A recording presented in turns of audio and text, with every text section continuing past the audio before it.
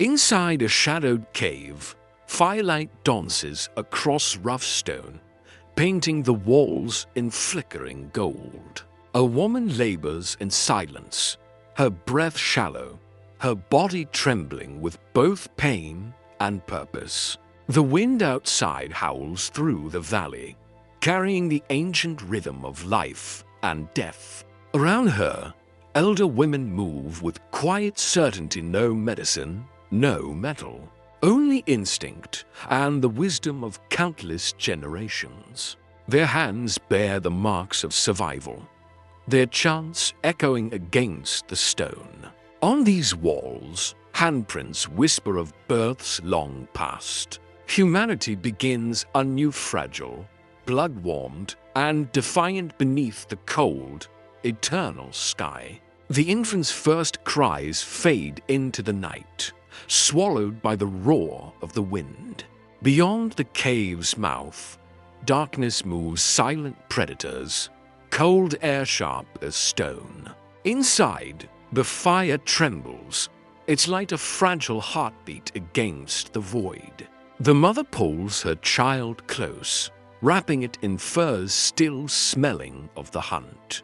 Around her, the tribe keeps watch, eyes reflecting the flames they dare not let die. Each flicker is defiance, each breath a triumph. In this ruthless world, survival itself is a sacred, unending vigil. Days turn into weeks, and the newborn becomes part of something greater than a single family, a living network of survival. Around the fire, women cradle not just their own, but every child, their shared milk binding the tribe together. Hunters return from the wild with meat for all, not trophies for themselves. Each act of care becomes an unspoken pact, a promise that one life sustains another. In this fragile circle of warmth and trust, humanity's first society is born, a village in miniature, where cooperation is survival itself. Even within the circle of firelight, danger is never far.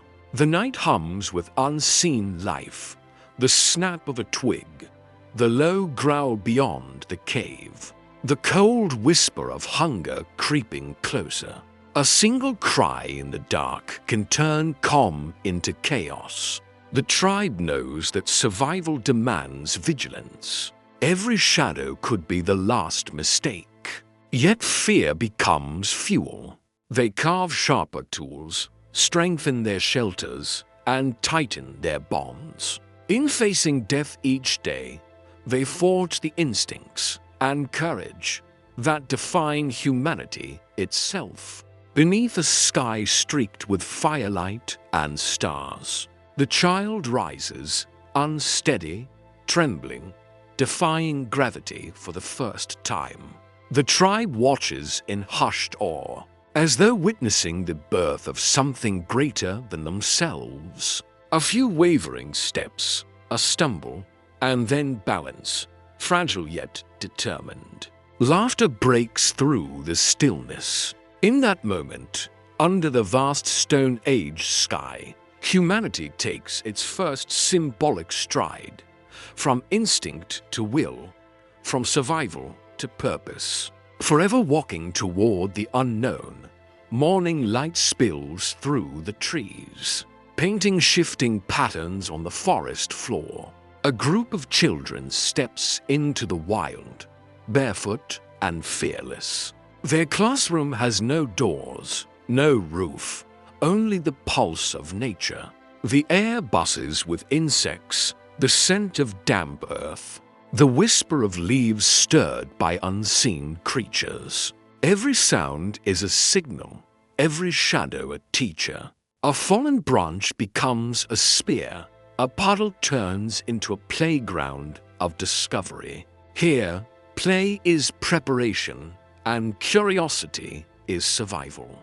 The forest teaches patience, awareness, respect, lessons that shape minds long before language or books. This was humanity's first school, and the wild was its first teacher. Laughter ripples across the grasslands as children race beneath the sun, their small feet kicking up dust. One crouches low, pretending to stalk like a hunter.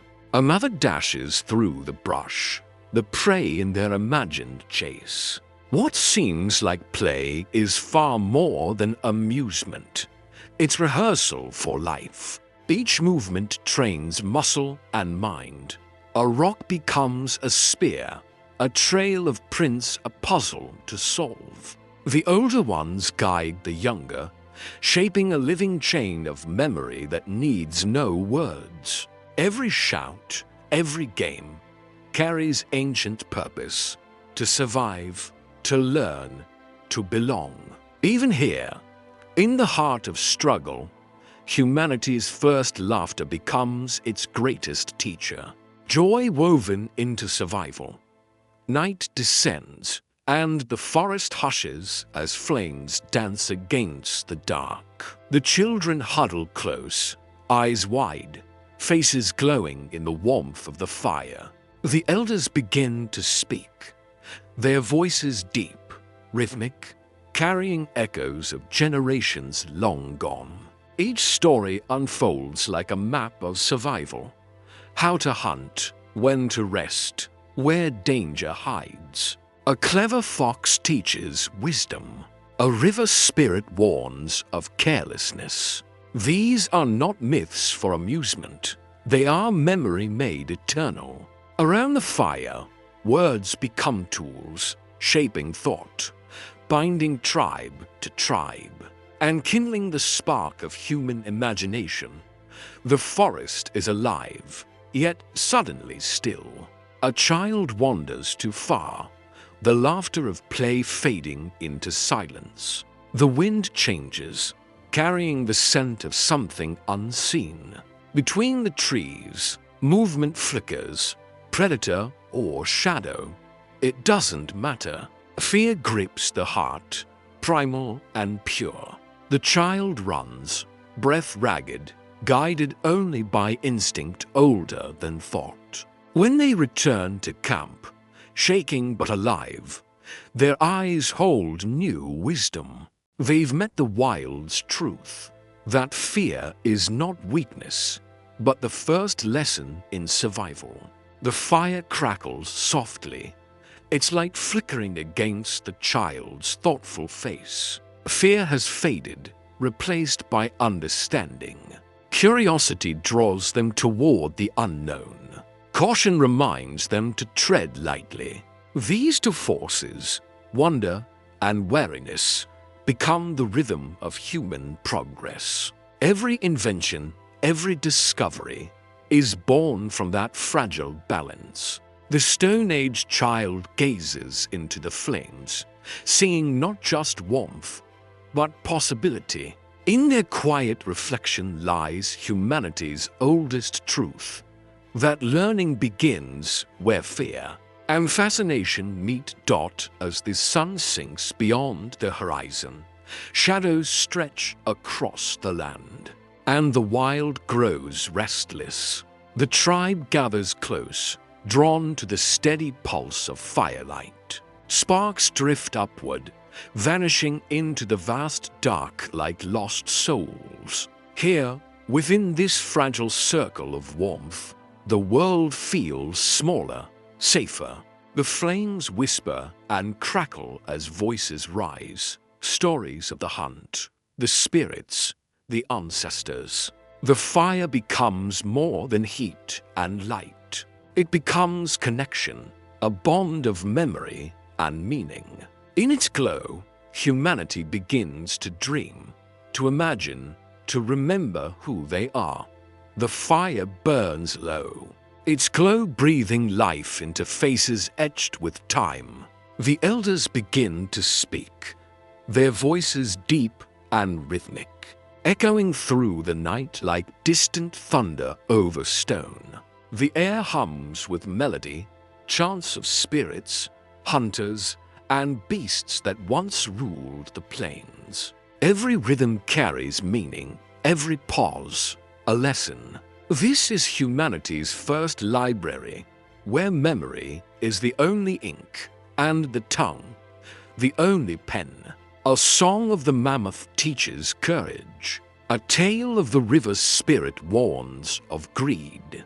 The children listen, wide-eyed, absorbing not just words, but wisdom, stories that tether the living to those who came before seasons turn.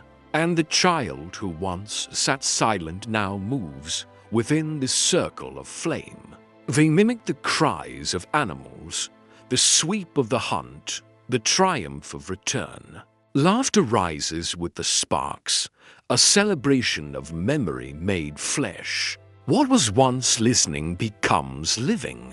The tribe watches as the child learns the oldest truth. Stories are not told about them. They are told through them. In voice and gesture, they inherit the tribe's soul. Through story, identity is born, not alone, but together. The night deepens, and silence settles like a veil. The eldest storyteller leans toward the fire, their shadow merging with the cave wall. In a voice both fragile and eternal, they begin, the tale of fire stolen from the gods. Flames flicker in every gaze, transforming listeners into believers. The child watches, awed, as the story burns brighter than the fire itself. This is no mere legend. It is a truth wrapped in wonder. Through myth, humanity learns defiance, purpose, and belonging. The spark that lights both hearth and heart. The fire softens to a glow. It's like breathing gently across sleeping faces. Smoke spirals upward, mingling with the stars, a bridge between earth and sky. The stories told tonight drift into memory, carried on the wind of generations to come. In these glowing embers lies the dawn of something eternal, the first flicker of culture. Imagination made immortal. Dawn spills gold across the horizon, painting the plains in a quiet light. The tribe gathers without words, their breath misting in the chill air. At the edge of camp, a young hunter stands alone, furs drawn tight, spear gripped with trembling hands. This is the hour of separation, the passage every youth must face. No ceremony marks the moment, no songs are sung. Only a single nod from an elder, a silent trust passed between generations. Behind lies warmth and safety. Ahead, an untamed world of trial and truth. The fire's last glow fades, and the journey begins. The forest closes in, swallowing the young hunter in its endless green silence. Every sound is sharper now, the snap of a twig, the rustle of unseen movement, the lonely cry of a distant hawk. Hunger tightens its grip as daylight fades, and the cold seeps through layers of fur and resolve. Yet in the solitude, the child's mind drifts to memory, elders whispering lessons by the fire. The rhythm of footsteps during the hunt, the patient stillness before a strike. Those teachings now return as instinct, guiding each breath, each cautious step. In this vast wilderness, fear becomes teacher, struggle becomes wisdom. Adulthood is no gift. It is earned, carved from endurance, courage, and the memory of home. Night descends like a living thing, wrapping the forest in breathless silence. The young hunter crouches low, every muscle tight, every sound amplified. The whisper of leaves, the crack of distant branches, the pulse of their own racing heart. Eyes glint in the dark, perhaps predator, perhaps imagination, but terror feels the same either way. Lightning splits the sky, illuminating the world in a blinding instant. Beauty and danger fused in one heartbeat. Alone beneath nature's gaze, fear becomes both enemy and teacher. And in that trembling stillness, instinct takes command. The ancient memory of survival awakening once more. Morning light filters through the trees, turning mist into gold. The young hunter kneels by a stream, hands trembling not from fear now, but focus. Flint meets stone, a single strike, then another, until a spark leaps to life. Smoke curls upward, fragile yet defiant. For the first time, fire is born by human hands alone. In that moment, the wild no longer feels unconquerable. It becomes a partner. A snare catches a small creature. The hunt succeeds, and the lesson is complete. Mastery isn't domination, it's understanding. The flame flickers, fragile, powerful, the first light of human ingenuity. As dusk settles, the young hunter emerges from the forest's edge, tired, scarred, but changed. The tribe turns toward the familiar figure, firelight catching in their eyes. No words are spoken, no drums sound. Instead, an elder offers food, a silent gesture of welcome and recognition. The fire crackles between them, binding generations once more. This is the timeless moment of becoming, when innocence gives way to purpose. The child who left returns transformed, carrying the strength and wisdom of survival itself. The screen glows with the pulse of a modern city, glass towers, neon veins, endless motion. Beneath the noise, the narrator asks softly, "What has really changed?" The image fades, replaced by the flicker of ancient firelight, where children once played beneath the same stars. From caves to cities, from embers to electricity, humanity's youngest have always carried the same spark: curiosity. Whether chasing fireflies or swiping screens, the instinct is unchanged: to explore, to question, to dream. Childhood remains our oldest innovation, the mirror through which every generation rediscovers wonder. The camera drifts over ancient stone and shifting sand, the earth itself holding memories of laughter long faded. There, beside the fossilized path of a mammoth, are tiny footprints, frozen mid-chase. On cave walls, handprints no larger than a child's whisper back across 30,000 years. Carvings rough with clumsy hands, fruits shaped from hollow bird bones. The toys and tools of a young mind discovering its world.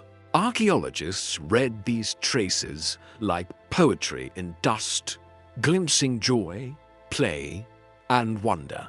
They are reminders that imagination was not born with civilization, it created it. One curious child at a time, the tone softens, the pace slows. The camera turns from the open plains of the past to the glowing rooms of the present. Children sit before screens, their worlds framed by pixels instead of horizons. Have we traded freedom for safety? The narrator wonders. Once, the forest was their classroom, storms their tests. Now, play is scheduled, discovery confined. The wild that once shaped us grows silent, and with each passing generation, a piece of that ancient, fearless wonder slips quietly away. And yet, from the ashes of the past, hope flickers. Across time and continents, children still reach for the light, the shimmer of fireflies. The glow of a screen, the thrill of discovery. Their laughter bridges millennia. The same spark that once guided a Stone Age child beneath the stars now burns in every curious mind. Wonder, play, and imagination, these are our oldest instincts, the heartbeat of our species. The world changes, but the child within humanity never fades. The flame returns, ancient and new. It burns in a cave, in a city, in every heart that still wonders. Children's laughter drifts through time, mingling with the crackle of fire and the hum of electricity. The narrator's voice fades gently. The world has changed, but the child never has.